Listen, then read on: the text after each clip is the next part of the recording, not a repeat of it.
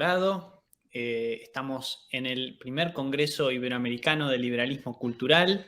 Como han estado observando, tenemos muchos paneles, tenemos muchos invitados, hemos tenido ya una mañana muy productiva y ahora tenemos un panel muy especial para el que vamos a recibir a Ignacio Bongiovanni, que es economista de la Fundación Libertad, y a quien vamos a dejar que presente el próximo evento, que se llama Economía en clave populista, emisión, deuda y gasto en Iberoamérica, con Javier Milei, Daniel Lacalle y Ricardo Gómez. Bienvenido, Ignacio. Bienvenido. Muy buenas tardes, Marcos, Garrett. Muy buenas tardes también a nuestros disertantes, a Javier Milei, a Daniel Lacalle y a Ricardo Gómez. Tenemos el gusto de poder conversar con fabulosos disertantes. Cada uno va a tener 15 minutos de exposición al principio y después el tiempo que reste. Voy a estar haciéndoles algunas preguntas y tratando de buscar conectores entre lo que cada uno va diciendo, así se puede armar una linda conversación. Voy a empezar, este panel lleva como título Economía en clave populista, emisión, deuda y gasto en Iberoamérica. Vamos a comenzar primero con Javier Milei, que es economista argentino, docente, conductor de radio, conferencista, autor de numerosos libros, Pandenomics, Libertad, Libertad, Libertad, Desenmascarando la mentira keynesiana, Otra vez sopa, entre otros. Hay que tener en cuenta que Javier, además de haber dado muchos años la batalla cultural, ahora decidió involucrarse en la política y está dando la batalla política también. Es candidato a diputado por la Ciudad Autónoma de Buenos Aires y en estas elecciones PASO obtuvo casi el 14% de los votos, algo realmente destacable, que todos los medios han hecho mucho hincapié en eso. Así que, Javier, como siempre, muchísimas gracias por tomarte este tiempo para conversar con nosotros en este evento, en este gran evento, el primer Congreso Iberoamericano de Liberalismo Cultural. Bueno, en primer lugar, muchísimas gracias, Ignacio, por permitirme participar de este panel, con el honor de participar con Ricardo y sobre todas las cosas con el queridísimo Daniel Lacalle, que para mí es un verdadero honor, digamos, poder estar compartiendo este espacio con él. Básicamente yo lo que voy a hacer es concentrarme en tres aspectos del populismo. Uno es el que tiene que ver estrictamente con la macroeconomía, otro que es la lógica populista y, por último, la inviabilidad de largo plazo del populismo y cómo el populismo deriva en miseria. Respecto a lo que es la lógica de la macroeconomía populista, eso está, desde mi punto de vista, planteado a la perfección en un libro de Rutger Dorbusch y Sebastian Edward, que se llama La macroeconomía del populismo, y de hecho el primer artículo, sí, es un compendio de artículos, trata justamente sobre la macroeconomía del populismo y señala que hay 4 etapas.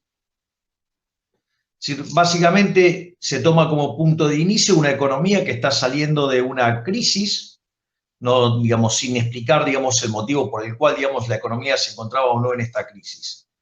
Y donde son 4 etapas. La primera etapa es una etapa donde básicamente lo que busca el gobierno populista es dar un estímulo de la demanda, es decir, lleva adelante políticas de corte keynesiano, donde básicamente genera expansión del gasto público financiado con emisión monetaria.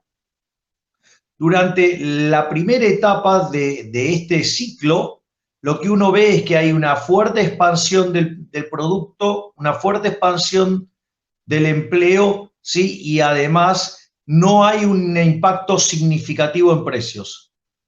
Es decir, pareciera que todo, digamos, o sea, es la felicidad misma, porque los políticos básicamente pueden gastar, son todos efectos positivos y no hay ningún costo. Es decir, pareciera, digamos, haber encontrado la llave, digamos, de la felicidad, por decirlo de alguna manera. Pero bueno, como todas las cosas, o sea, en especial las que no son sólidas y no son genuinas, digamos, empiezan a generar problemas. Y en la segunda etapa del populismo, ¿sí? Es que los continuos aumentos ahora en lo que tiene que ver de la demanda agregada financiado con emisión monetaria, ahora empieza a tener mucho menos impacto en actividad, mucho menos impacto en el empleo y sí empieza a haber impacto sobre el nivel de precios donde, digamos, se empieza a notar una aceleración del proceso inflacionario. En la tercera etapa, lo que sucede es que todo el impacto va a precios, ya no hay impacto sobre lo que tiene que ver en el aumento del nivel de actividad, tampoco hay en el empleo, ahora es todo pérdida. Frente a esta situación, los gobiernos populistas recurren a controles, es decir, ya sea controles de precios o controles, digamos, de capitales, donde más allá, digamos, de las cuestiones propias de lo inmoral que son este tipo de controles, es decir, digamos, el más claro siempre suele ser el control de capitales, donde, ¿por qué, digamos, un gobierno puede decidir en qué puedo gastar o no? Es decir, si los gobiernos, digamos, de característica populista suelen tener como rasgo distintivo que pierden la moneda porque pierde el rol de reserva de valor, es decir, ¿quién es el gobierno para decidir en qué puedo gastar o no? Con el agravante de que, digamos, cuando uno compra moneda extranjera, lo hace básicamente para proteger su consumo futuro y en realidad haciendo este tipo de restricciones, o sea, no solo el daño que causan sobre la libertad, sino que además restringen el conjunto de consumo y al restringir el conjunto de consumo futuro, digamos, está empobreciendo, digamos, a las personas, sino que además los obligan de manera indirecta, por decirlo de alguna manera, a demandar más moneda doméstica, por lo tanto incrementa la base imponible del impuesto inflacionario y se avanza, digamos, en esa estafa que es el impuesto inflacionario. Por lo tanto, digamos, o sea, eso genera una situación absolutamente inmoral y absolutamente perjudicial desde el punto de vista económico, que además, como ustedes esos controles implica que el tipo de cambio no es libre y que básicamente se genera un exceso de demanda en el mercado de divisas, tiene como contrapartida un exceso de oferta en el resto de la economía, que en el mercado de bonos se manifiesta con precios bajos, los bonos y altas tasas de interés. Esas altas tasas de interés implican un exceso de oferta en el mercado de bienes. Ese exceso de oferta en el mercado de bienes deprime el nivel de actividad del empleo y con ello perjudica los salarios reales y que los intentos por parte del gobierno de corregir esa situación donde la economía se empieza a estancar, de hacer estímulos de la demanda, lo único que genera es incrementar el desequilibrio en el mercado cambiario, incrementa ese desequilibrio, el exceso de demanda en el mercado cambiario y por lo tanto repotencia el exceso de oferta en el resto de la economía y que cuando ya es imposible sostener la situación del mercado cambiario, ya sea o porque no tengo más divisas o porque el impacto, digamos, o sea, está siendo muy fuerte sobre actividad y empleo y hay que liberar el mercado, digamos, el money overhang generado durante esa dinámica, digamos, genera procesos de muy alta inflación. Y ahí es obviamente donde aparece la cuarta etapa del populismo, que es la crisis. Es decir, entonces lo que ustedes ven es que esto, digamos, es algo que es bastante claro. La evidencia empírica está del lado de esto, es decir, digamos, Dormush y Edwards no llegaron a esta situación, digamos, elucubrando cómo podía ser, no, digo, lo vieron a partir de la evidencia empírica en Latinoamérica.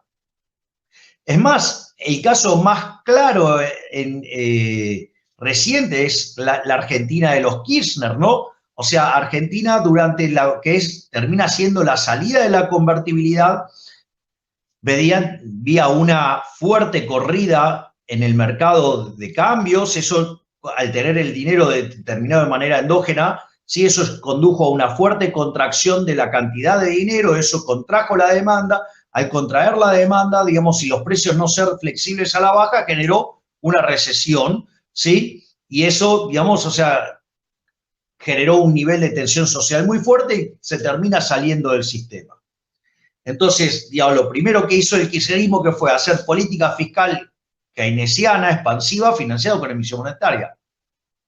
En ese contexto, es más, al principio hasta pudo usar bonos porque reestructuró la deuda e hizo sobre la parte reestructurada una quita del 75%. En valor presente fue menos porque dio, digamos, algunos elementos para que la quita en valor presente fuera menor, por ejemplo, lo que fue el bono, el cupón atado al PBI. Entonces, pero si ustedes se fijan, durante los primeros 4 años del kirchnerismo, la economía se expandía a niveles del 8% y la inflación promedio fue del 10%. En la segunda etapa del kirchnerismo, o sea, en el primer gobierno de Cristina Fernández de Kirchner, la economía pasó a expandirse al 4%, ¿sí? Y la inflación trepó al 20%. Y no solo eso, sino que en la tercera etapa la tasa de inflación trepó a niveles promedio del 30% y la actividad no se movió. Es decir, que en la economía argentina, digamos, no, o sea, dejó de expandirse, ¿sí? A partir del año 2011. A partir del 2011 Argentina empieza a tener fluctuaciones en torno al mismo nivel de actividad, ¿sí? Situación, sí, que durante el gobierno de Macri, digamos, se acelera más la inflación, ¿sí?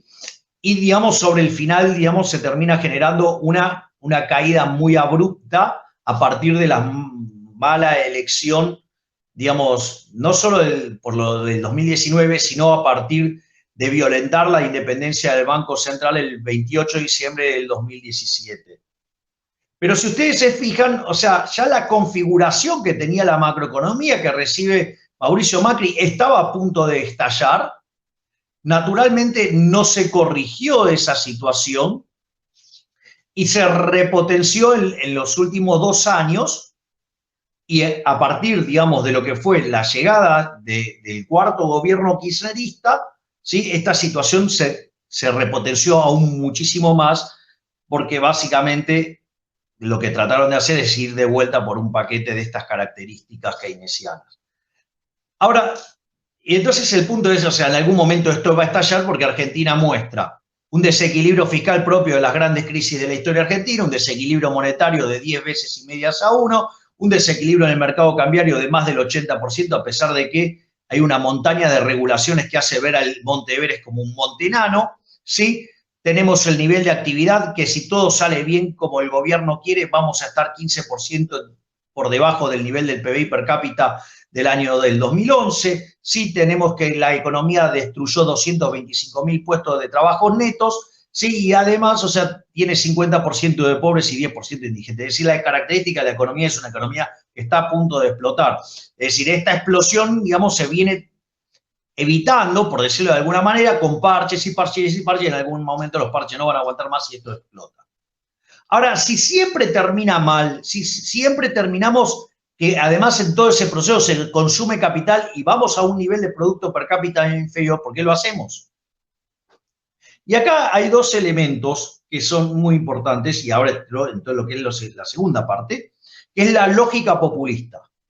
Es decir, la lógica populista en realidad, sí, el que la desarrolló fue Mussolini, y Mussolini la desarrolló en base a los conceptos de Wilfredo Pareto. O sea, Wilfredo Pareto lo que descubrió, algo que se llama distribución Pareto, y que en estadística tiene dos formas matemáticas. Una es lo que es el caso de la distribución log normal o la distribución chi cuadrada, donde ustedes tienen una característica de que la moda está por debajo de la media, es decir, la joroba de la campana está a la izquierda de la media, y entre el 70 y el 80% de la población tiene menos que el ingreso promedio.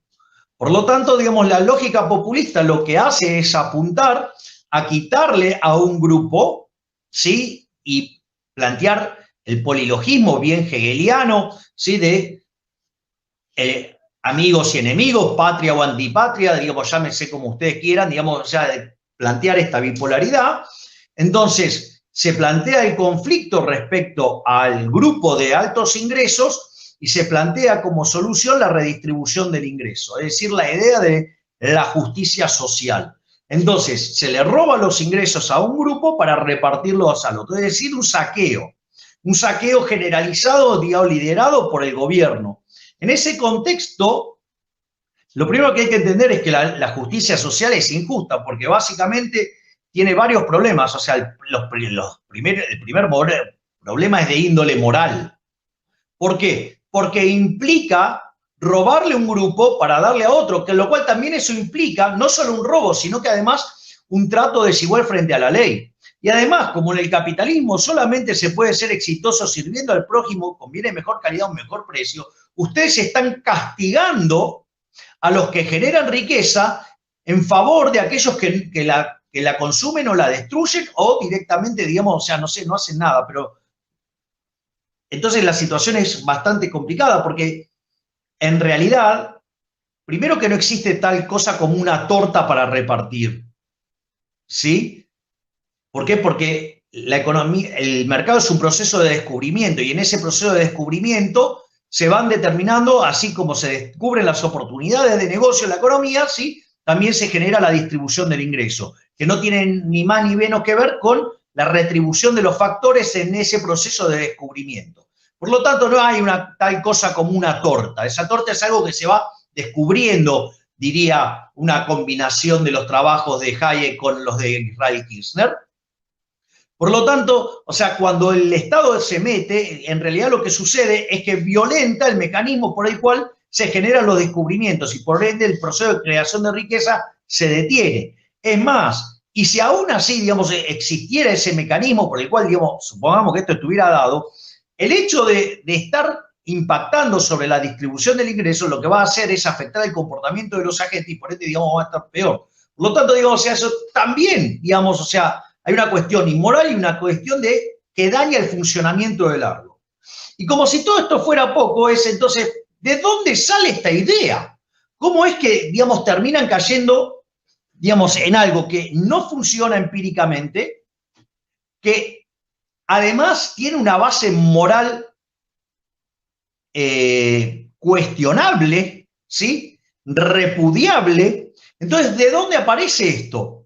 Y en realidad, en el fondo, siempre nos encontramos entonces con algún vestigio socialista. Este es el tercer punto que quiero trazar. Y es el hecho de que si la idea es que donde hay una necesidad nace un derecho, ¿qué es lo que pasa? Digo, los individuos tienen necesidades infinitas, cambiantes e infinitas. Ahora, ¿cuál es el problema? El problema es que si nace un derecho, entonces ahora yo ese derecho lo tengo que pagar. Entonces, ¿qué es lo que pasa? ¿Lo pago con impuesto inflacionario? ¿Sí? Genero redistribución del ingreso, mala asignación de recursos, donde además, ¿sí? Castigo a los vulnerables con un impacto entre 25 y 30 veces más fuerte. Además, distorsiona el funcionamiento del sistema de precios, por lo tanto, distorsiono el crecimiento económico.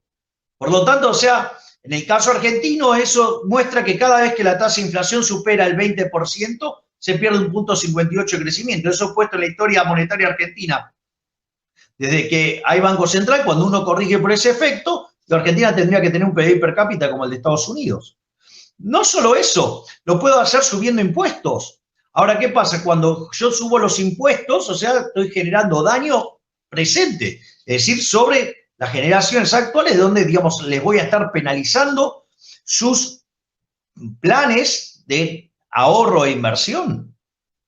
Voy a estar castigando su consumo y eso tiene daños directos e indirectos, porque no es solo cómo le pego al sector particular donde esa persona dejó de consumir, sino que esa persona que iba a recibir ese dinero deja de hacer otras cosas. O la otra es tomar deuda, que es, digamos, todavía más inmoral, porque básicamente le están trasladando la cuenta a otras personas que no nacieron o que no votaron. Por lo tanto, digamos, pasa a ser una cuestión absolutamente inmoral, ¿sí? ¿Y qué es lo que sucede? En el fondo, si yo tengo que por cada necesidad voy a generar un derecho y ahí tengo un montón de obligaciones que tengo que pagar, ¿cuál es el problema? Que tengo necesidades infinitas y tengo recursos escasos, pero ahora en lugar de resolverlo por el mecanismo de mercado, lo termino resolviendo por la vía violenta, pero aun cuando fuera todo lo violenta que quieran, nunca puede resolver el problema de la escasez desde ese lado. Por lo tanto, o sea, lleva un proceso de intervención de la economía que lo único que hace es dinamitar el funcionamiento del sistema de precios y por ende la economía siempre colapsa y termina peor. Por lo tanto, no funciona desde el punto de vista de la macro, no funciona desde el punto de vista de la cuestión moral y además es inviable desde el largo plazo. Pero claro, en la transición que dura, se pueden ganar muchos votos y muchas elecciones. Por eso es que los políticos no corrigen nunca, porque lo único que le importa a los políticos, a esas ratas, ¿sí?, miserables e inmundas, cuyo máximo ídolo es Mickey Mouse. ¿Por qué? Porque es el sueño de todo político, es que una rata asquerosa sea amada por la gente. Pero recuerden que al político lo único que le importa es esta elección que viene. Y después de eso lo que más le importa es la segunda elección, la que viene después. Y eso lo pueden ver hoy en la economía argentina, una economía que está a punto de estallar.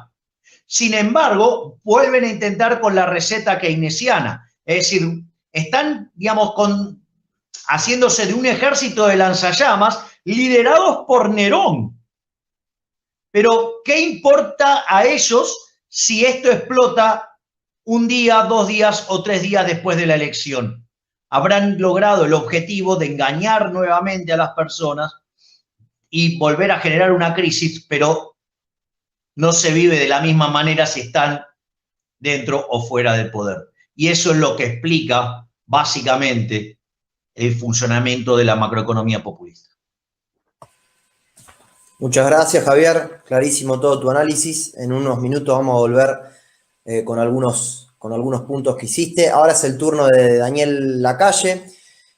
Daniel va a contar también con 15 minutos de exposición. Daniel es economista español, doctor en economía, profesor de economía y finanzas, gestor de fondos de inversión, economista jefe en Tresis, Sociedad de Valores, miembro del Consejo Asesor de la Fundación Rafael del Pino, profesor del Instituto de Empresas y también del Instituto de Estudios Bursátiles, autor de numerosos libros, Nosotros los mercados, Viaje a la libertad económica, La madre de todas las batallas, Libertad e igualdad, entre otros. Daniel, muchísimas gracias por poder contar con vos en este panel de lujo, así que tenés tus 15 minutos de exposición. Muchísimas gracias, Nacho. Muchísimas gracias, sobre todo, por esta oportunidad de compartir un panel con dos personas del calibre de Ricardo y de Javier. Javier, vamos, un hermano, y lo primero, darle mi más sincera enhorabuena por ese éxito merecidísimo en las elecciones en una situación tan complicada como la que él acaba de mostrar. Y ahí me gustaría incidir sobre, después de una exposición absolutamente clave como la que acaba de dar Javier, por qué caemos o por qué el votante cae constantemente en la trampa del populismo, ¿no? Bien, Javier Huerta de Soto, una de las cosas que explica en su libro, su pequeño paper sobre el socialismo, es que lo primero que hace es ignorar completamente y destruir todo lo que tiene que ver con el análisis económico. O sea, para el socialismo lo que hace inmediatamente es decirle a su posible votante 3 cosas. La primera es la más importante. Nunca vas a estar peor que ahora. Esto es muy importante para convencer al votante. ¿Por qué? Porque si tú llevas a cabo un análisis absolutamente negativo de la situación actual y dices nunca vas a estar peor que ahora, cualquier burrada que vayas a proponer, dice, hombre, vamos a probar, ¿no? ¿Vale? La segunda es, nunca vas a estar peor, 2, esta vez es diferente. ¿De acuerdo? Es verdad, claro. Gustavo Petro en Colombia, Frente Amplio en Chile, dirán, es verdad lo que cuenta Javier sobre Argentina. Es verdad lo que cuenta Javier sobre Argentina, pero es que esta vez va a ser diferente. ¿Vale? La tercera es, la culpa nunca es mía, nunca es del populista. cuando ocurre toda esa destrucción masiva de una economía tan rica como es la Argentina, con una política intervencionista que es extractiva y confiscatoria en lo monetario y en lo fiscal a niveles máximos, siempre se le echa la culpa a otra cosa, ¿no? Yo siempre digo sobre Argentina y sobre Venezuela que los economistas que están alrededor del gobierno es como si viesen una habitación en la que hay un elefante que está destrozando absolutamente todo, que es el gobierno, y le echan la culpa pues a los niños o a la esposa o a la persona que tal. No, es el elefante. El gran problema es el elefante. Entonces, el populismo primero te tiene que convencer de que nunca vas a estar peor.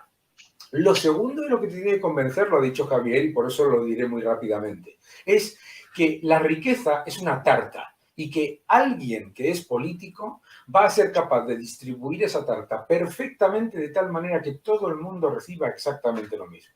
La riqueza, por supuesto, no es una tarta, es algo que va creciendo por unos lados, va creciendo por otros, va cambiando, se tiene que crear. Pero la idea de que la razón por la que tú tienes un problema, sea el que sea, es porque alguien, una visión de la economía extractiva basada en que la economía es una suma cero. La razón por la que tú no tienes recursos o los recursos que te gustaría tener o los que te dicen que podrías tener es porque alguien te los está quitando, ¿de acuerdo? Entonces, el populismo está basado en la envidia, está basado en el robo y está basado en la decisión, en la venta a un grupo lo más grande posible de la idea de que la injusticia siempre que se cometa sobre unas personas que no son un porcentaje importante de la población no tiene ningún problema. Entonces cambia la justicia por ese concepto de justicia social que en realidad es adherencia política. Es decir, no es justicia social, es decidir por adherencia política quién tiene razón o quién no tiene razón de manera aleatoria. Lo que también es muy importante en el populismo es esa idea de la tarta estática, de la riqueza como si fuese la casa del tío Gilito. ¿Os acordáis en los muñecos de Disney del tío Gilito, Scrooge, ¿no? que vivía en una torre en la que había muchísimos dólares y nadaba sobre ellos, ¿no? Claro, ¿qué es lo que hace entonces? Compara cosas que son de un problema estructural muy grande con problemas puntuales muy pequeños, ¿no? Entonces dice, para un país de 47 millones de personas, dicen, mira, este señor multimillonario tiene un yate de 5 millones de dólares. Claro, 47 millones, 5 millones de dólares, las matemáticas no funcionan. Elemento esencial del populismo en su análisis macroeconómico es convencer al votante de que 2 más 2 suman 22. Es decir, que el gobierno, vía la impresión de moneda y vía el aumento de gasto público, es capaz de hacer lo que no puede hacer la economía de ninguna otra manera. ¿De acuerdo? Y por supuesto, la clave también es que nunca es culpa del gobierno. Por ejemplo, cualquiera que vea ahora mismo pues, un documental en Netflix sobre lo que ocurrió en Chile en la época de Allende, no escucharán la hiperinflación como un problema de una política de destrucción masiva del tejido productivo unida a la destrucción del poder adquisitivo de la moneda. Dirán que fue un ataque, ¿no? Dirán que fue un enemigo exterior. La utilización del enemigo exterior es clave para justificar los errores, ¿no?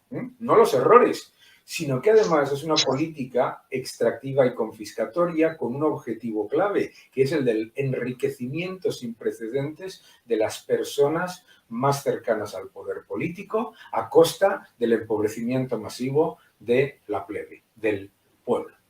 Entonces, para mí, el gran problema del populismo es que desde nuestro entorno tendemos a criticarlo desde un punto de vista de decir, ¿ves? En Venezuela no ha funcionado. ¿Ves? En Argentina no ha funcionado, ¿ves? En Turquía no ha funcionado, parece que solo sea en Latinoamérica, ¿no? Nos olvidamos de Irán, de Turquía, de tantos otros países.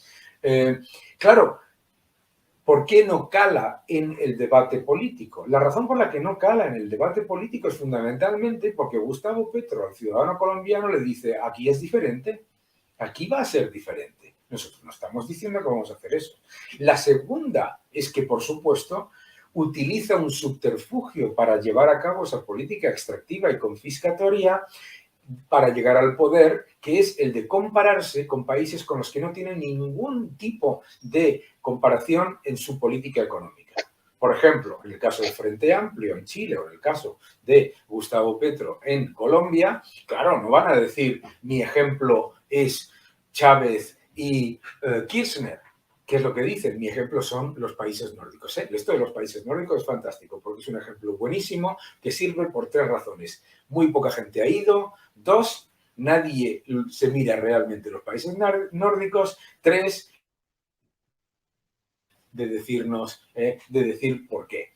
Claro, los países nórdicos lo primero que son países capitalistas y lo segundo que son países que una vez que crean riqueza la redistribuyen. Pero lo primero que son capitalistas y segundo, de limitación del gobierno vía la intervención por parte de la sociedad civil en la limitación de los poderes de las personas que están en el poder público. Bien, pero fuera de que los países nórdicos no tienen absolutamente nada de socialistas y mucho menos del socialismo del siglo XXI, que es exactamente igual que el del siglo XX y del siglo XIX, un desastre, la clave para mí es que el populista que está en el poder siempre le pasa la responsabilidad del desastre económico que genera al enemigo exterior, entre comillas, la guerra económica,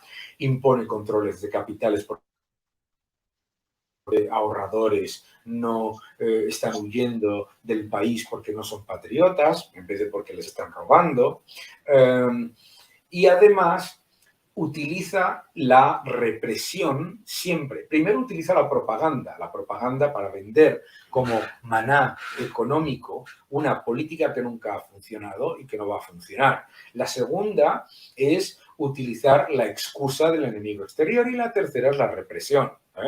En el caso, aprovechar la pandemia para encerrar a todo el mundo, cerrar todos los aeropuertos, cerrarlo todo y dejar a todo el mundo indefenso y completa y absolutamente imposible de quejarse, o otros tipos de represión similar. Cuando hablamos del populismo, por lo tanto, tenemos que entender esa profunda inmoralidad que reflejaba Javier hace un momento. Es la profunda inmoralidad de la propuesta económica del populismo, que está basada en destruir al sector productivo a cambio de una paga o de una subvención o de una ayuda al sector improductivo que no solamente no son capaces de dar, sino que no van a dar. Porque esa es la clave a la hora de atacarlo, que lo ha hecho muy bien en su campaña electoral Javier, que es la de desmontar completamente el mensaje buenista. ¿Por qué? Porque ¿qué es lo que ocurre, como ocurrió con Allende en Chile o como ocurrió con Cristina Fernández de Kirchner y los Kirchner en Argentina? ¿Qué es lo que ocurre? Que después se embelesa su legado con la idea de que lo hicieron con buena intención. Y como lo hicieron con buena intención y su mejor intención era ayudar a la gente, pues por lo tanto, si no funcionó, bueno, será porque no se hizo lo suficiente, ojo, se imprimió mucha moneda, pero no era suficiente porque no se incentivó la demanda interna, ¿vale? 2, porque no se hizo durante suficiente tiempo, necesitaban más tiempo. El otro día escuché en Venezuela que es que Maduro todavía no ha tenido tiempo para llevar a cabo la verdadera revolución. Y tercero, que hay que repetir, que es lo que hizo Fernández en Argentina cuando llegó. Lo primero que dijo es, ¿qué vamos a hacer? Exactamente lo mismo que destruyó la economía del país, pero multiplicado. Y esa es la idea keynesiana, neo-keynesiana, de que el problema nunca es de la intervención, sino de la cantidad de la intervención. Claro, hombre, si la economía le inyectas un 40% de aumento de base monetaria y decrece, claramente el problema tiene que ser que no se ha inyectado suficiente. ¿Por qué? Porque al eliminar el análisis económico, al eliminar el cálculo económico, como decía Huerta de Soto, claro, todos los factores son irrelevantes. La demanda de la moneda es irrelevante. Cuando yo le dije a Gustavo Petro, ¿me puede explicar usted cuál es la demanda real de pesos que hay en el mercado para justificar que un aumento masivo de la base monetaria va a ser absorbido sin generar la destrucción del poder adquisitivo de la moneda? No sabía ni de lo que estaba hablando. Entonces, no solamente no lo sabía, sino que no quiere que tú lo sepas, a lo mejor hasta lo sabe. Sabe perfectamente que la razón por la que hay inflación en Argentina, porque en Argentina hay una inflación del 40% y tiene al lado un país, Uruguay, que tiene una inflación del 3,5 o del 4, no me sé exactamente la cifra, ¿qué diferencia hay entre los dos? El elefante en la habitación. Una política monetaria y fiscal extractiva y confiscatoria. Y claro, como la idea es que la economía, y ya termino, es una tarta, y la riqueza es una tarta, y que hay que distribuirla, y destruyen la tarta que ellos piensan que existe, entonces la cuestión exclusivamente es de lo que quede, es convertir en ricos a lo que quede. Es, por ejemplo, en Argentina, yo recuerdo en el año 91, cuando estuve por primera vez, que me decían, bueno, es que una persona rica es una persona que gana $150.000 al año. Bien, 10 años después es una persona que gana $50.000 al año. Es ir reduciendo constantemente quién es el rico para mantener el mensaje de la envidia y de la extorsión. Y al final, claro que no funciona, pero lo que hay que hacer es atacarlo siempre desde el punto de vista moral, nunca desde el punto de vista efectivo y de la efectividad. ¿Por qué? Porque lo hemos visto en España, lo hemos visto en Grecia, acabo de volver de Portugal y veniendo de Portugal me decían, bueno, es verdad que no funcionó, pero eso no significa que no fueran buenas ideas, ¿no? Significa exactamente que eran malas ideas, ¿verdad? Por lo tanto, populismo hay que atacarlo y hay que atacarlo desde esta batalla cultural tan importante que estáis llevando a cabo todos los que estáis en esta charla, y lo que hay que continuar una y otra vez repitiendo a la gente es que lo que hace el populismo es destruir lo que finge proteger. Lo que finge proteger, porque no es que lo quiera proteger, no tiene el más mínimo preocupación, ni por los pobres, ni por las mujeres, ni por el medio ambiente, ni por nada de lo que dice proteger. Lo único que hace es utilizar esos argumentos para alcanzar el poder, y una vez que están en el poder, no hay manera de sacarlos. Muchísimas gracias, Daniel, por tus minutos de exposición. Ahora es el turno de Ricardo Gómez, que es abogado brasilero, tiene un posgrado en Derecho Laboral, ha sido presidente y director de RELIAL, la Red Liberal de América Latina, fue presidente del Instituto de Estudios Empresariales en 2011 y 2012, concejal en el año 2016, secretario de Desarrollo Económico de Porto Alegre en 2017, viceprefeito de Porto Alegre. Ricardo, muchísimas gracias por poder contar con vos, con tu presencia en esta hermosa charla que estamos teniendo. Tenés tus 15 minutos de exposición.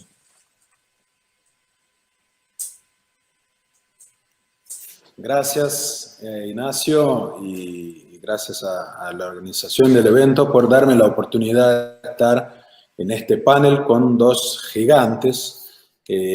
Javier, te comento que acá en Brasil vos tenés una hinchada muy grande. Todos los medios liberales acá celebraron tu buen desempeño en las PASO, y pues estamos acompañando las elecciones que vienen en Argentina.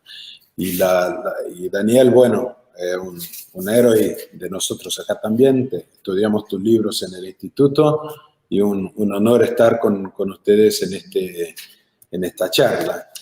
Y Javier, una de las cosas que nos hace acompañar a lo que pasa en la Argentina es que justamente sabemos que más o menos ustedes están un par de años adelantados de nosotros. Lo que pasa ahí hoy vendrá a pasar en Brasil luego más.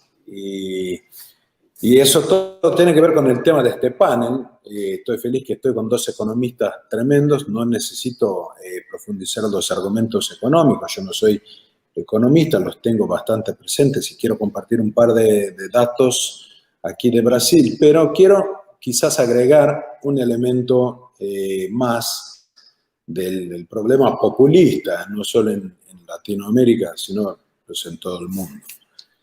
¿Qué es el problema institucional que produce el populismo? En Brasil, quiero valerme de la historia brasilera porque creo que da buenos ejemplos de todo eso que mencionamos. Recientemente tuvimos una ola populista muy marcada con los gobiernos del PT, el Partido de los Trabajadores, con Lula da Silva y Dilma Rousseff. Son populismo de izquierda y aunque la gente toda le miraba a Brasil pensando que íbamos rumbo a Venezuela o al kirchnerismo, la verdad es que los gobiernos de Lula da Silva mantuvieron, en ciertos términos, un compromiso con el equilibrio fiscal y con los fundamentos macroeconómicos. Les digo eso porque cuando Lula da Silva fue presidente, en todos los años tuvimos superávit primario en Brasil. Está claro también que vivíamos el boom de las commodities, justo los productos que Brasil más exporta, soja, carne, arroz, etcétera, los productos agropecuarios que son commodities internacionales, el crecimiento del consumo chinés, todo eso hizo con que Lula haya podido mantener un equilibrio fiscal y que haya decidido optar por un tipo de subsidio a la economía a través de subsidios tributarios o de préstamos a grandes empresas. Y todo parecía bien desde el punto de vista económico. Les quiero recordar que Lula da Silva tuvo el apoyo del sector empresarial brasileño durante muchísimo tiempo, aunque un populismo tremendo que puso muchísimo dinero público en los gremios, los sindicatos, en el movimiento Sin Tierras que invadía a haciendas privadas. Pues ahí es que quiero mencionar que durante estos años de estabilidad económica, el populismo izquierdista brasilero produjo un cambio institucional silencioso. Tomó a la Suprema Corte, nombrando ministro de la Suprema Corte, tomó el Poder Judicial, que está básicamente perdido, compró a los medios con cada vez más propagandas del gobierno federal y sus empresas, Petrobras, Banco de Brasil, Caixa Federal, todas empresas públicas que tenían cuentas de publicidad multimillonarias, y eso era el principal ingreso de los medios de comunicación en Brasil durante los años Lula da Silva. Bueno, y entonces viene Dilma Rousseff. Con Dilma Rousseff empezamos a experimentar un tipo de keynesianismo más obvio, más evidente. Basta para probarlo decir que salimos de un 3,7% del PBI, que era que el gobierno invertía en subsidios, llegamos a un 6,7% del PBI en subsidios tributarios o de préstamos, en un momento en que del mercado de crédito un 70% estaba en manos de bancos públicos federales. Brasil, que tenía hasta el 2014 un superávit primario, desde entonces mergulló en una caída impresionante. Salimos de un 3,5% del PIB, del PBI, de superávit primario, y a un 3% de déficit bajo Dilma Rousseff. La deuda pública arrancó y salimos de un 60% del PBI a un 80% del PBI con Dilma Rousseff. La tasa de interés artificialmente rebajada por Lula durante años. Dilma Rousseff lo produce una rebaja aún más grande y luego la inflación empieza obviamente a aparecer, hasta que en el año 2015 la inflación alcanza un 10% al año, y cuando empieza a caer el gobierno Rousseff. Pues en este momento que pasa desde el punto de vista institucional en Brasil es que Rousseff empieza a perder la mano de la economía, el empleo desaparece, la inversión desaparece, la inflación vuelve con fuerza y pierde apoyo político. Se pelea con el Congreso Nacional y la Suprema Corte en ese momento da un paso adelante y se pone como la mediadora de este conflicto entre Ejecutivo y Legislativo. Terminamos con el impeachment de Dilma Rousseff. ¿Por qué digo que la Suprema Corte fue quien medió este conflicto? Porque la Suprema Corte inventó un procedimiento jurídico para el impeachment que no estaba ni en la ley ni en la Constitución. Les recuerdo que el segundo impeachment que Brasil tuvo, el primero fue bajo la ley y la regla que estaba escrita. Y lo que hace la Suprema Corte en este momento es decir, bueno, este procedimiento no es suficiente, y crea un procedimiento totalmente distinto a lo que estaba en la ley. Y los otros dos poderes lo aceptan. Lo aceptan con el consenso de que la Suprema Corte tenía pues la capacidad moral de intervenir en este momento. Viene un gobierno de transición, para nada un gobierno populista. El gobierno de Temer es un gobierno que subió la tasa de interés, empezó a disminuir los subsidios, hay una retracción de la moneda, o deja de crecer los medios de pago, M1, y contiene el crecimiento de la deuda pública.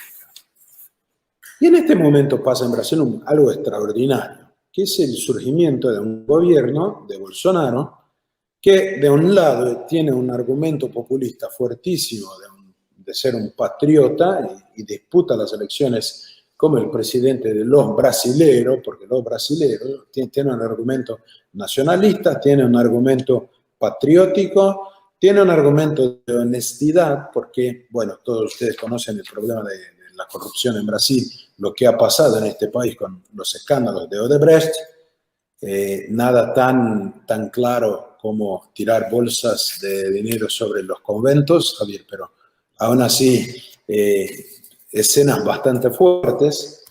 Pues Bolsonaro gana las elecciones con un discurso de ética, de honestidad, de estar al lado del pueblo, de ser un hombre común. Y en este momento el milagro que les comento es que en la elección brasilera la economía y los fundamentos económicos tuvieron un rol fundamental. Y tiene a su lado el ministro Paulo Guedes, un liberal que pues toda su vida atacó el keynesianismo y defendió el fortalecimiento de los fundamentos económicos como nosotros aquí los tenemos presentes. Y entonces viene el gran elemento mundial que convirtió a todos los gobiernos del mundo aún más en gobiernos populistas, que es la pandemia. ¿Qué hace la pandemia en Brasil? Yo a veces me pregunto qué habría hecho el gobierno Bolsonaro y Paulo Guedes si no fuera la pandemia. Porque la pandemia nos convirtió otra vez en un populismo económico tremendo. El superávit que les comenté era 3,5, llegó a menos 3, un déficit de 3% del PBI. Se estaba recuperando a un 0,85% del PBI de déficit, En 2020 fue un 9,4% del déficit. La deuda del gobierno federal salió de un 87 a un 99% del PBI. La emisión de moneda creció M1 43% en 12 meses. La tasa de interés rebajada artificialmente de un 6% al año a un 2% al año, y la inflación obviamente sale de un 2% y el año pasado alcanza 9,7%. En los últimos 12 meses sumamos 9,7% de inflación. Si es verdad que no estamos en números argentinos, y acá quizás la lógica del fútbol esté al contrario, porque Brasil es 2 veces campeón mundial de inflación, pero la Argentina tiene 5 títulos. Aquí se invierte la situación. Pero, ¿qué pasa en este momento? Cuando les digo que todos los gobiernos se volvieron populistas, es que Brasil gastó casi, les doy el número, 400.000 millones de reales con bonos para los que no podrían trabajar. O sea, la pandemia hizo con que este discurso de quedémonos en casa, eso es lo mejor para todos, la economía lo vemos después, hizo con que el gobierno saliera a gastar un dinero que no tenía para mantener a gente que no trabajaba. ¿Y cómo salir de eso? Con eso quiero terminar. El tema es cómo salir del populismo. Porque sabemos todos que los gobiernos, los políticos que no le digan a la gente que yo sí les represento, que somos nosotros contra los demás, que no tienen enemigos claros, esto no son los políticos que ganan las elecciones. O sea, el argumento, especialmente en este continente, me acuerdo de este librito de José Ignacio García Hamilton, Los orígenes de nuestra cultura autoritaria. En este continente, con esta cultura que tenemos de esperar que el gobierno salga a resolver todos los problemas del universo, la gente espera que el gobierno tenga las soluciones para un problema que no tiene cómo resolver. ¿Cuál es el problema en Brasil hoy? Es que las alternativas a Bolsonaro vuelven a ser Lula da Silva, con un discurso de que está arrepentido de no haber sido suficientemente populista durante sus 8 años en el gobierno. Y otros partidos que dicen que el error de Bolsonaro fue que gastó poco durante la pandemia, que habría que haber puesto más plata para que la economía volviera a crecer.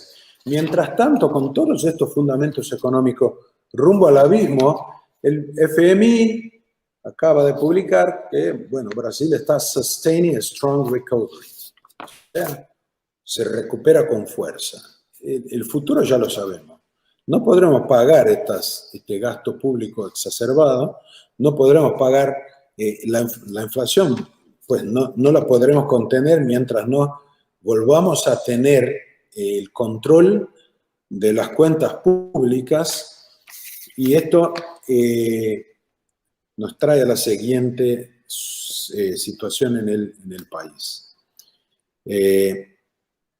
Parece que no hay alternativas al populismo. Quizás haya tipos diferentes de populismo para elegir, pero de esto no saldremos tan fácilmente.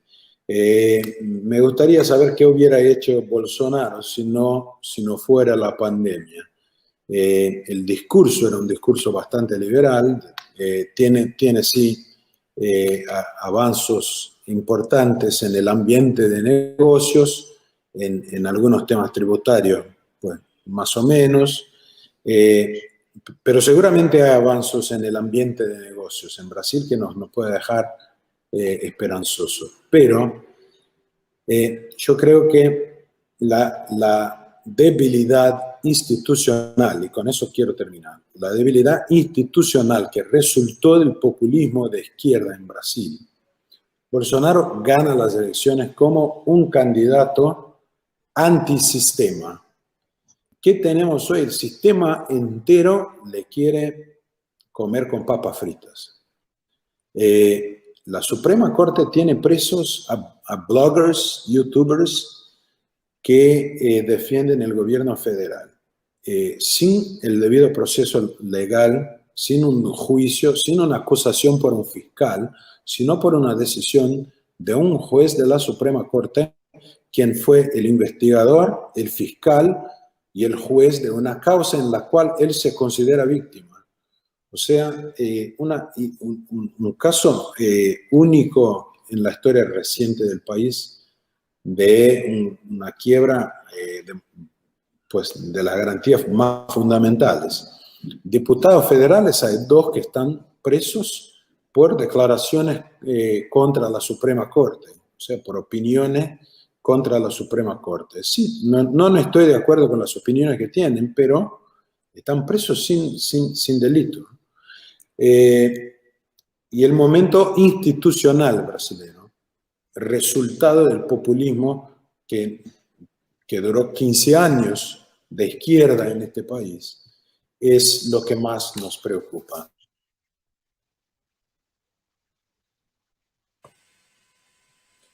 Muchas gracias, Ricardo, por tu exposición.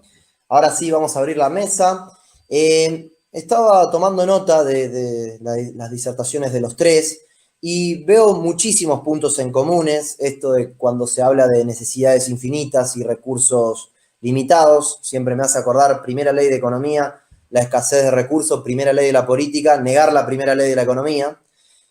También han hablado del tema de los populismos, siempre se busca un enemigo exterior, alguien a quien echarle la culpa, puede ser el Fondo Monetario Internacional, pueden ser los empresarios, puede ser ahora mismo con toda esta situación que hemos estado viviendo el tema del coronavirus, del COVID.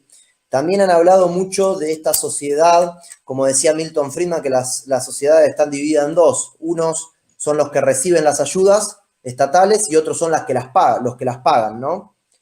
Pero esto me viene a la mente algo que creo que no han comentado y me gustaría que lo charlemos un poco, que lo charlen un poco entre los 3, que tiene que ver con el paternalismo estatal, porque en definitiva estos políticos populistas no salen de una planta, sino que salen de la sociedad y evidentemente, bueno, con sus ingenierías saben manejar ciertas cuestiones para que la sociedad los vote y para llegar al poder, a pesar de los pésimos resultados económicos, sociales, culturales que terminan generando. Me gustaría que discutan un poco el tema de lo que es el paternalismo estatal. Si les parece, podemos seguir con el orden que veníamos sosteniendo. No tengan problema en irse interrumpiendo si uno quiere marcarle un punto al otro. Si te parece, Javier, podemos comenzar contigo, un país que evidentemente está bastante sumergido en toda esta cuestión de paternalismo, ¿no? A ver, en algún sentido... la respuesta a tu punto, Ignacio, está contenido en la sección segunda de mi exposición y también está en una de las partes de la exposición de Daniel. Por un lado, digamos, ¿sobre qué se sostiene o sobre qué se construye el populismo? El populismo es básicamente abusar de las mayorías, es decir, hacer un uso abusivo de las mayorías. Es decir, claramente el discurso, digamos, cuando vos mirás lo que yo señalaba en el punto 2, que tiene que ver con la distribución del ingreso, que lleva a una log normal o una chi cuadrado, digamos, también llamada distribución Pareto, básicamente vos tenés que entre el 70 y el 80% de la población vive con menos del ingreso promedio. Entonces, esa situación de vamos a quitarle al grupo de los que tienen para darle a los que no tienen, básicamente ese es el móvil fundamental, donde básicamente ahí tenés implícito que un grupo está esperando vivir, ¿sí?, de del trabajo ajeno y que no lo viven y que no lo experimentan como un saqueo, cuando en realidad es un saqueo, y que está vestido como una noble causa, que es la causa de la justicia social, y que tanto, digamos, Daniel como en mi exposición hemos señalado la injusticia de la justicia social por implicar un trato desigual frente a la ley, por implicar un robo, sí, y que además en el fondo hay una cuestión de base moral que tiene que ver con esto se sostiene sobre la envidia, el odio y el resentimiento, deriva en un trato desigual frente a la ley, sí, tiene implícito un robo, sí, y es más, o sea, cuanto más a la izquierda está el régimen, digamos, más fuerte, digamos, puede llegar a ser el nivel de violencia que puede hasta acabar con la vida de muchísimos seres humanos. Es decir que en el fondo es esto, digamos, de que vos estés esperando que tu cosa mejore porque el Estado te va a dar algo, ¿sí? Y eso básicamente deriva también de una degradación de los valores morales. Porque en el fondo lo que vos tenés es que esos valores morales van a terminar impactando sobre el diseño de las instituciones. Ejemplo, digamos, o sea, si vos abrazás los valores morales del socialismo, que son los que acabo de recitar, la envidia, el odio, el resentimiento, el trato desigual frente a la ley, el robo, y si es necesario, en favor del colectivo, digamos, matar seres humanos, ¿sí? Algo que los socialistas hicieron y mataron 150 millones de seres humanos. Entonces, eso va a derivar en un conjunto de instituciones que lo que van a terminar haciendo es fagocitar el proceso de acumulación de riqueza y por lo tanto, digamos, todos vamos a ser más pobres.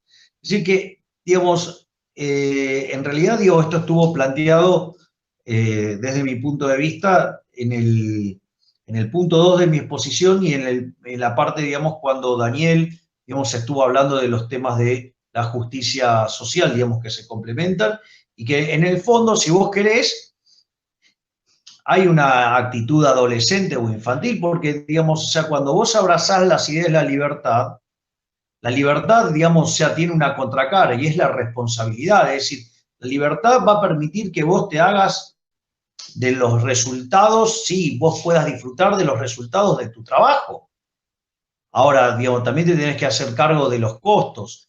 Y entonces, lo que te prometen los socialistas es que, digamos, o sea, esto se arregla dándote derechos. Entonces vos ahora no te tenés que esforzar, vos tenés derechos.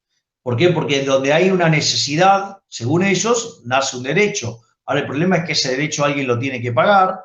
Ahí aparece el tema de la justicia social, de la puja distributiva, ¿sí? No como explicación de la inflación, sino de a quién le vamos a robar para poder financiar esto.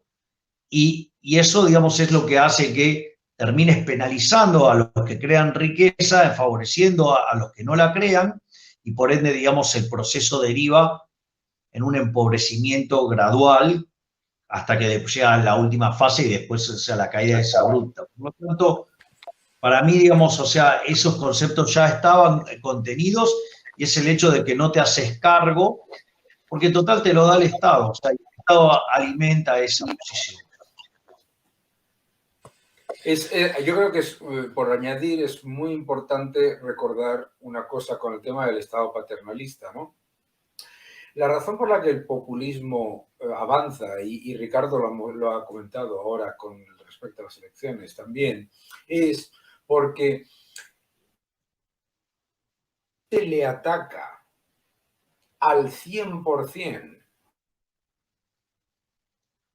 ante la posibilidad de un populista que es populista al 50% y otro que es populista al 100%, dice, dame el del 100%. Prefiero el del 100%.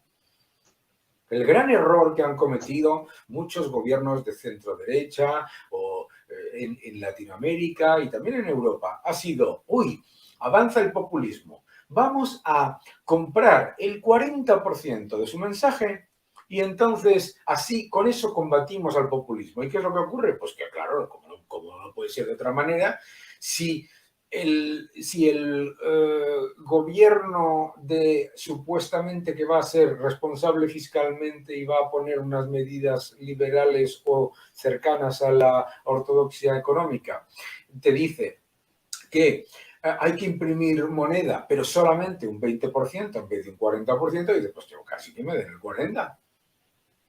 ¿Por qué? Porque tú, ese problema moral en el que tú estás desplazando cada vez más porción de la sociedad a los que reciben de un dinero que se extrae y que se confisca de la economía, y los que crean y los que generan recursos son cada vez menos, pues como decía Bastiat, el que quiere vivir del Estado siempre debe recordar que el Estado vive de todos, ¿no?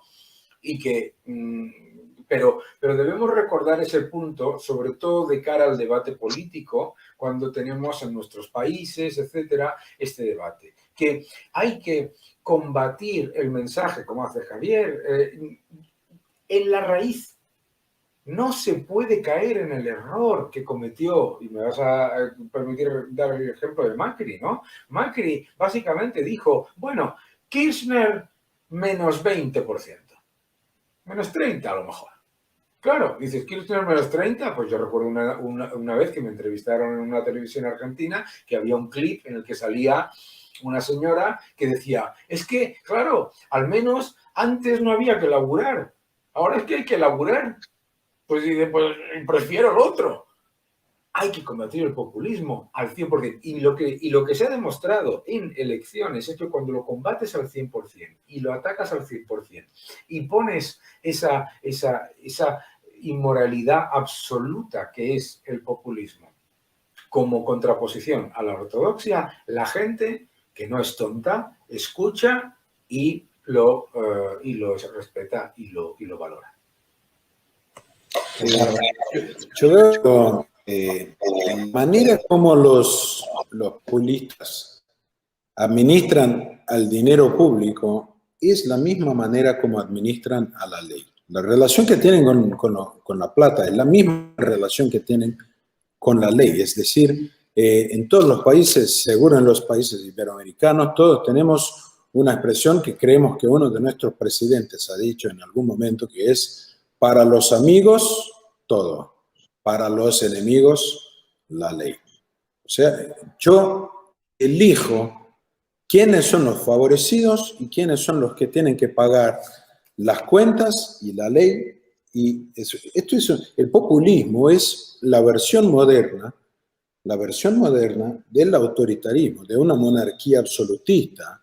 Cuando Luis XIV dice, l'État c'est moi, el Estado soy yo, él lo podría decir porque el rey está puesto por Dios. O sea, Dios me hizo rey y por lo tanto el Estado soy yo.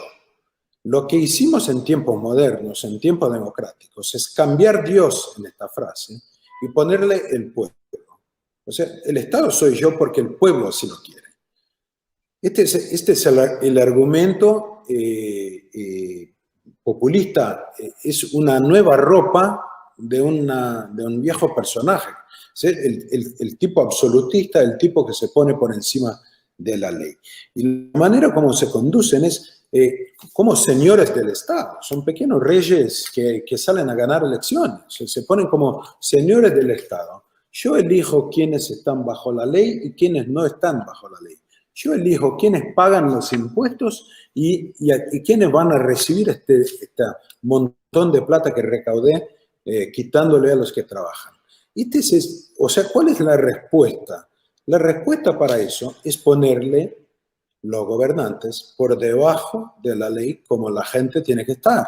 O sea, es el Estado de Derecho la respuesta. La respuesta es fortalecer a las instituciones, ponerle límites a lo que puede hacer con el presupuesto público, pero también con el Estado de Derecho, con las leyes y con todo lo que le toca al gobierno administrar, o no le debería tocar al gobierno administrar. O sea, el tema del populismo y del paternalismo son en verdad lo mismo que el tema de la monarquía absolutista. Contra eso nacieron las revoluciones liberales y contra esta nueva versión es que se levantan los liberales actuales. Gracias, Sí. Ricardo. Sí. Bueno, una de las cuestiones que... Sí, Javier, perdón. A ver, porque me parece que hay algo muy importante que Daniel acaba de subrayar y que yo, digamos, o sea, puedo dar testimonio de hacerlo, ¿no? De que es plantear la discusión en términos morales. Es decir, cuando vos el planteo lo haces en términos morales, no hay criterio de optimalidad que valga. Es decir, la optimalidad en el fondo es un subproducto de esquivar la discusión moral. Ejemplo, digo, mi debate sobre el Banco Central. El punto es, ¿quién está a favor del robo?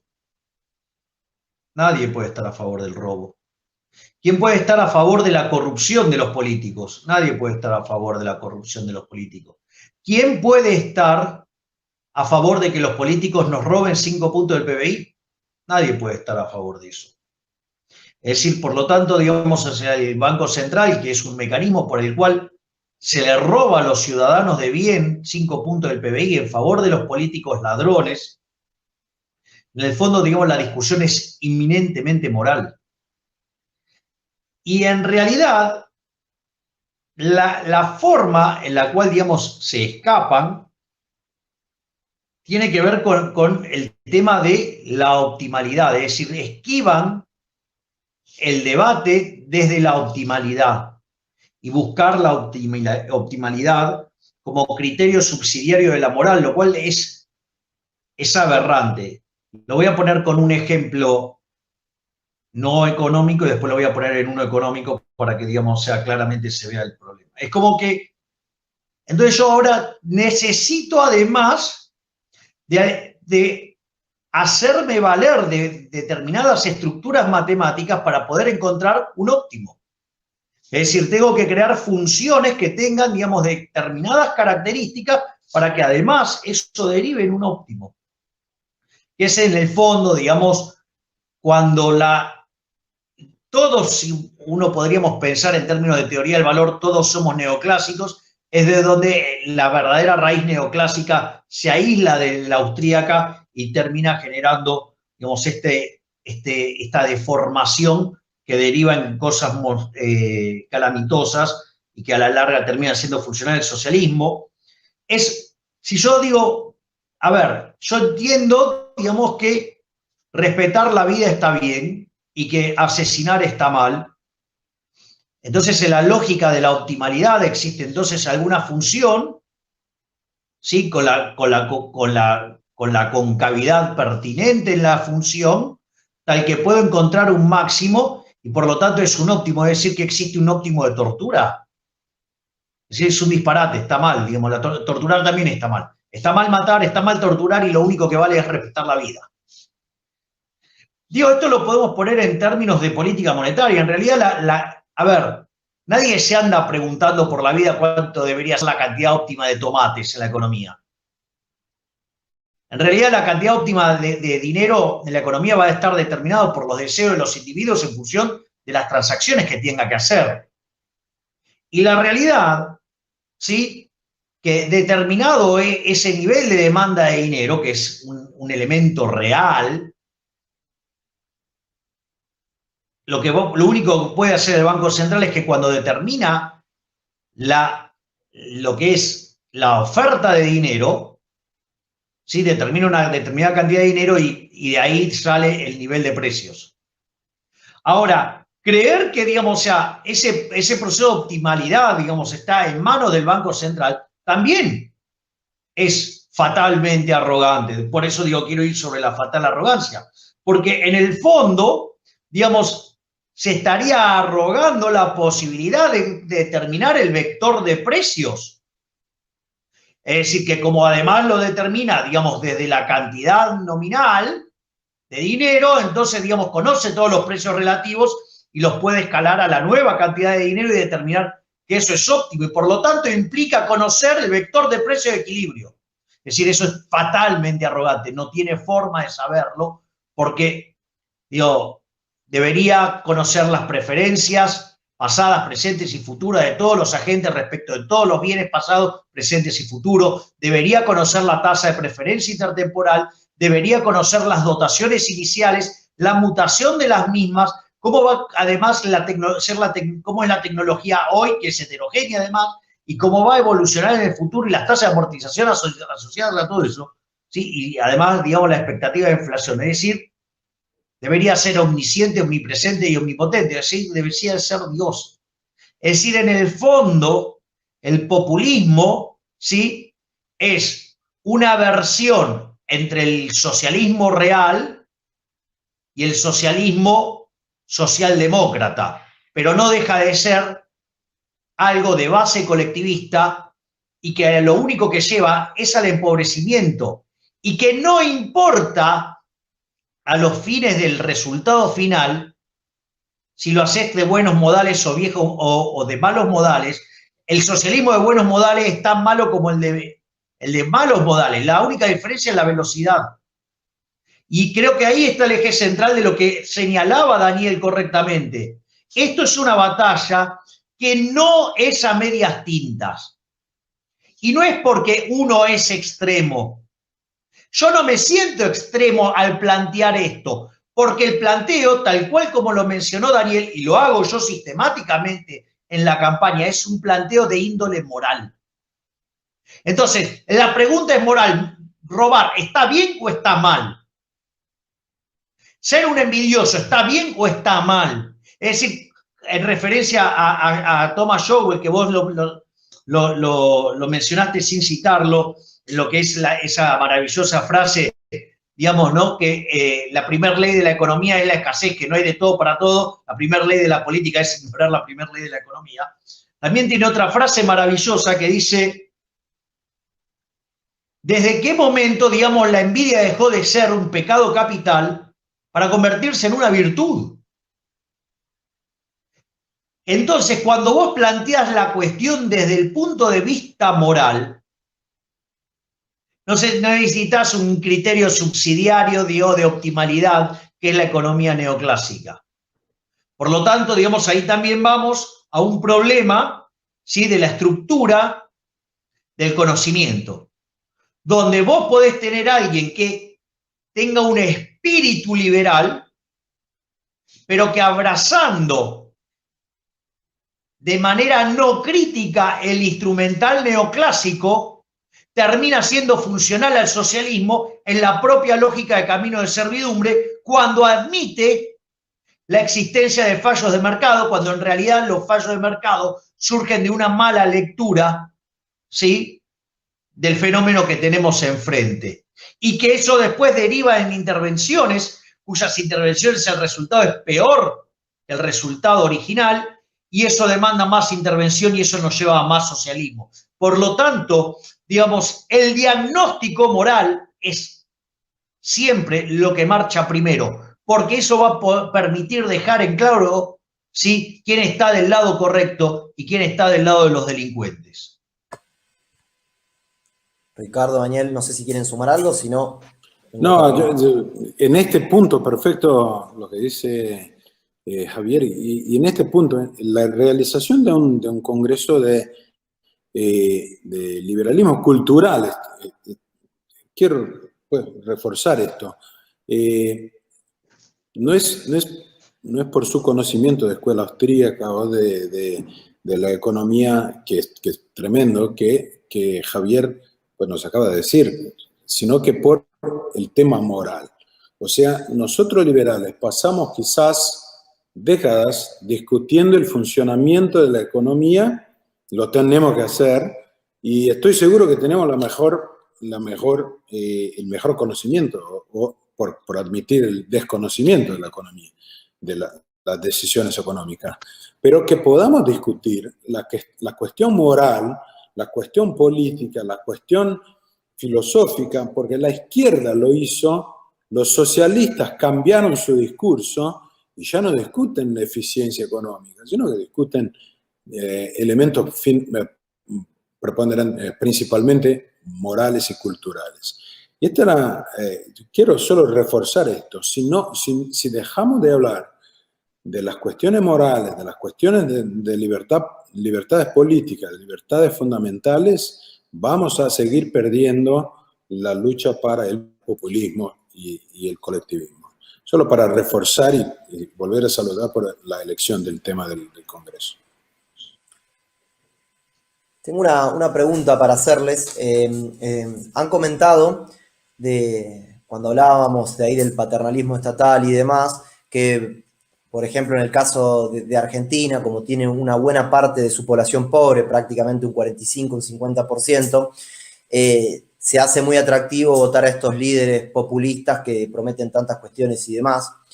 También Daniel en un momento comentaba que había visto un video donde decía, no, antes por lo menos no teníamos que laburar, no teníamos que trabajar y ahora tenemos que trabajar. Y se va viendo, no sé si coinciden, una pérdida de ciertos valores, de estos valores que el liberalismo impulsa. ¿Les parece que hay dos? Yo he escuchado a McCloskey, que antes estuvo exponiendo y demás, y ella siempre hace hincapié en que una sociedad avanza en base a las virtudes de esta sociedad, a los valores que esta sociedad tiene. Y después hay otros autores, como por ejemplo Acemoglu y Robinson, de Por qué fracasan los países, donde hacen más hincapié en todo el tema que tiene que ver con las instituciones. ¿Cómo les parece que podemos escapar de estos populismos si justamente una buena parte de la población evidentemente está abrazando valores que no son los que profesa el liberalismo, la libertad, el derecho de propiedad, la propiedad privada, el Estado de Derecho y tantos otros? Me vas a permitir incidir en una cosa aquí muy importante. Y es, estaba en Lisboa en la reunión de liberales, conservadores, etcétera, etcétera, y notaba este mismo argumentario, ¿no? La mayoría de la gente piensa que, la sociedad piensa que, pero es falso. Resulta, oh sorpresa, que ningún populista del marxismo cultural, ningún comunista, ningún socialista puede ganar las elecciones sin disfrazarse de una política más o menos liberal, unas ideas más o menos de crecimiento, empleo, empresa, etcétera, etcétera. Por lo tanto, nos han convencido de una cosa que es falsa, que el ciudadano medio prefiere que le vendan el maná del estatismo y del paternalismo a las... No es verdad, eso es lo primero. Y lo ha demostrado Javier en las elecciones hace poco. Segundo, y lo demostró Bolsonaro con las elecciones también. Ojo, el mensaje con el que Bolsonaro se presentó a las elecciones, luego podemos, como siempre se pueden criticar las políticas, pero el mensaje no tenía nada que ver con eso. Pero, y fuera de cada uno de cada ejemplo particular, hay otro factor esencial que ha sido el de la pandemia.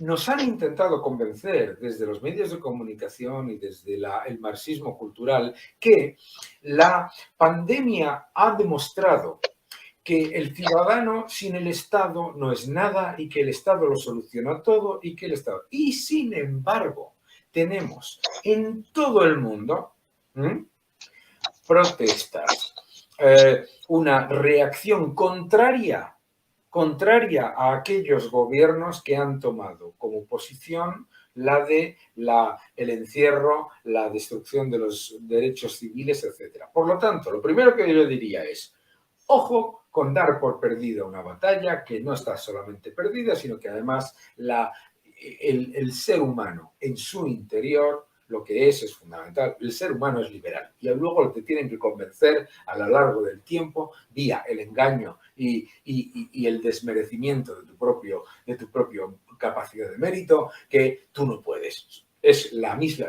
funciona de la misma forma que un abusador, el socialismo. Es constantemente decirte tres cosas. Uno, tú solo no puedes. Dos, nadie te va a querer más que yo. Tres, sin mí no vas a hacer nada. ¿Vale? Falso. Entonces, eso es lo primero que yo diría. Y lo segundo que yo diría, que yo creo que es importante, es la razón fundamental por la que ha crecido el populismo paternalista y estatista es porque la socialdemocracia y los partidos conservadores, sobre todo en los países desarrollados, han perdido su esencia.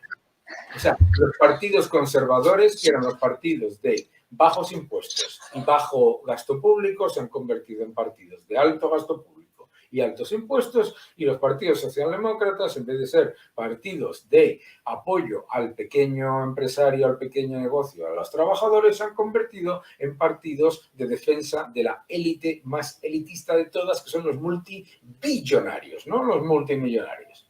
Entonces, volviendo a la batalla cultural y sobre todo teniendo en cuenta que me tengo que ir en 5 minutos, ojo con caer en el error de pensar que todo el mundo es socialista porque es falso, o que la mayoría es socialista porque es falso, y ojo con caer en el error de pensar que la razón por la que crece el populismo es por esa y no porque los partidos conservadores han ido perdiendo su esencia de bajo gasto y bajos impuestos. En el momento en el que eso se lo decía ayer a un ex asesor de la Casa Blanca, decía, en el momento en el que Donald Trump multiplica el gasto público y baja los impuestos y te aumenta la deuda, ¿qué argumento tienes contra Joe Biden cuando venga y te diga voy a multiplicar el gasto público, voy a aumentar la deuda? Claro, si tú no defiendes. Entonces, vuelta a eso. No, los principios no se cuestionan, se defienden, sobre todo cuando tenemos razón. Y segundo, dejemos de pensar que la batalla está perdida de antemano, porque no existe ningún partido del marxismo cultural que haya podido jamás ni siquiera acercarse al poder sin disfrazarse de cordero liberal. Muchas gracias, Daniel. Si me perdonáis que me tengo que ir, es que aquí es una hora muy mala. Un abrazo fortísimo. Sin problema, muchas gracias. El honor de estar con vosotros dos excede todo esto, me lo he pasado fenomenal y a tope.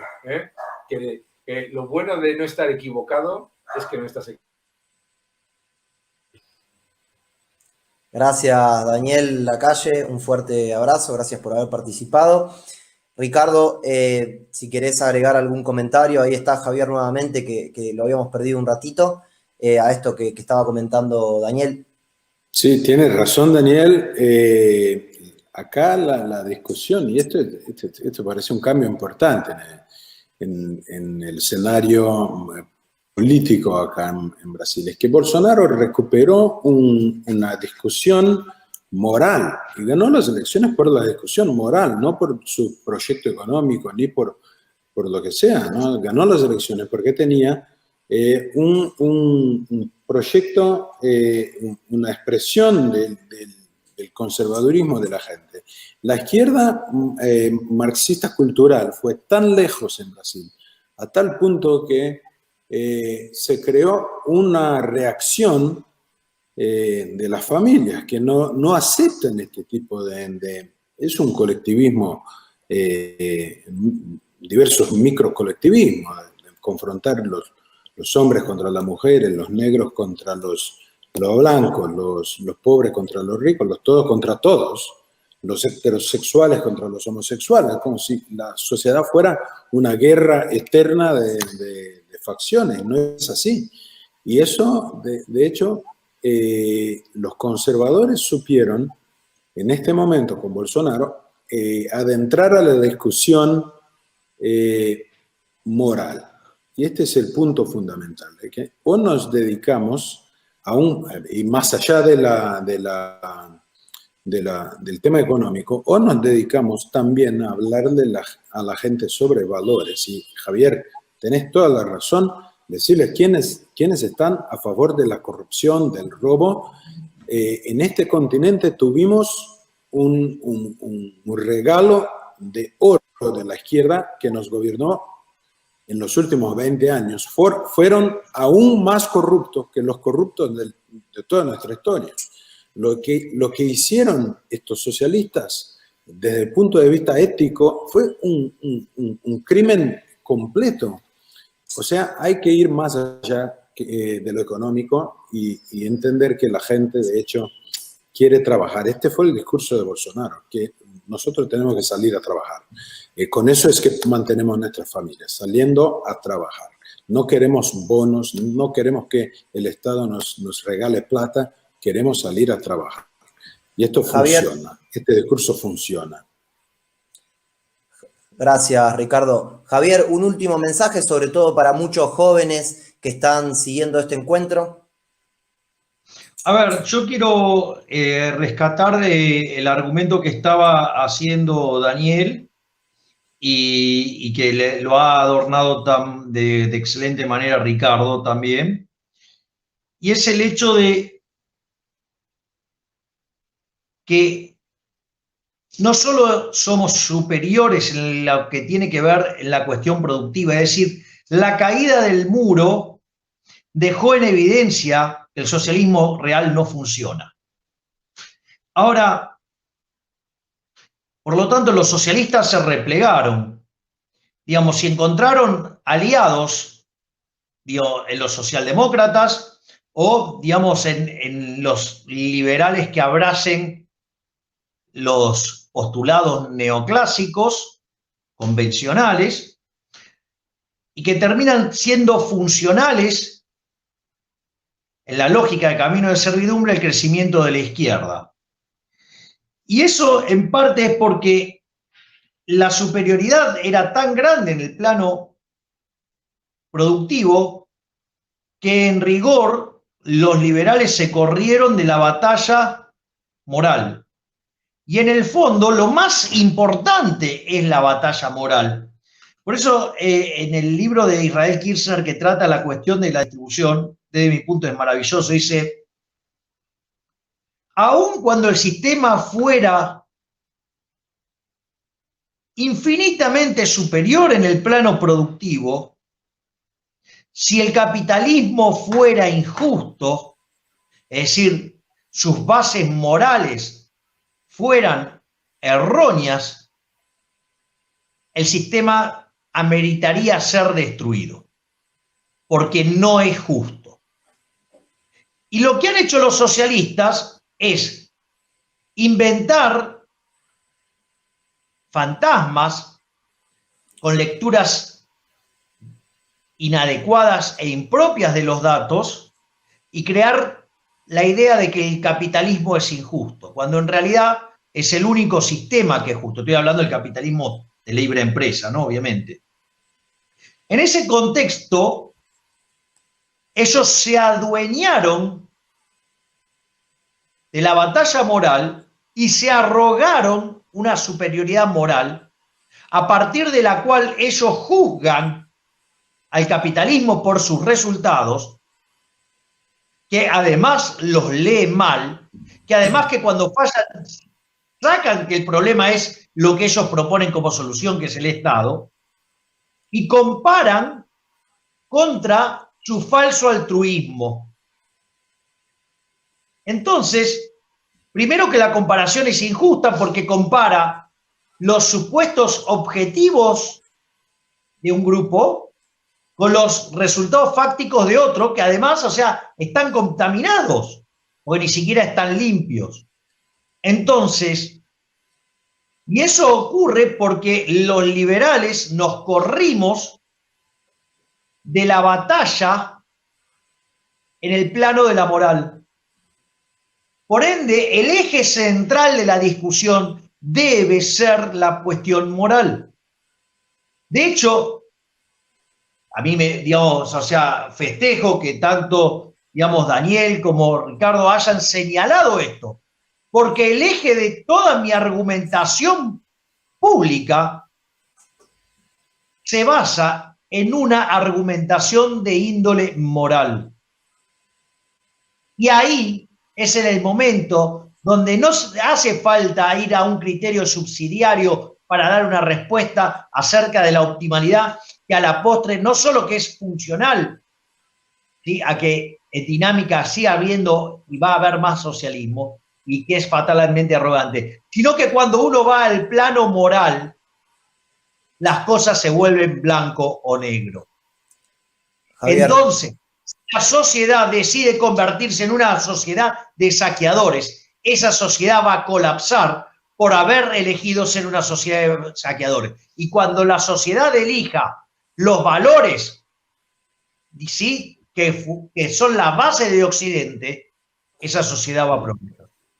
Javier, muchísimas gracias por tu disertación, muchísimas gracias también Ricardo y muchísimas gracias Daniel, que se tuvo que retirar antes. Vamos ya mismo a dar paso al siguiente panel y bueno, Javier, mucha suerte en las elecciones, en las próximas elecciones. Fuerte abrazo para todos y muchísimas gracias.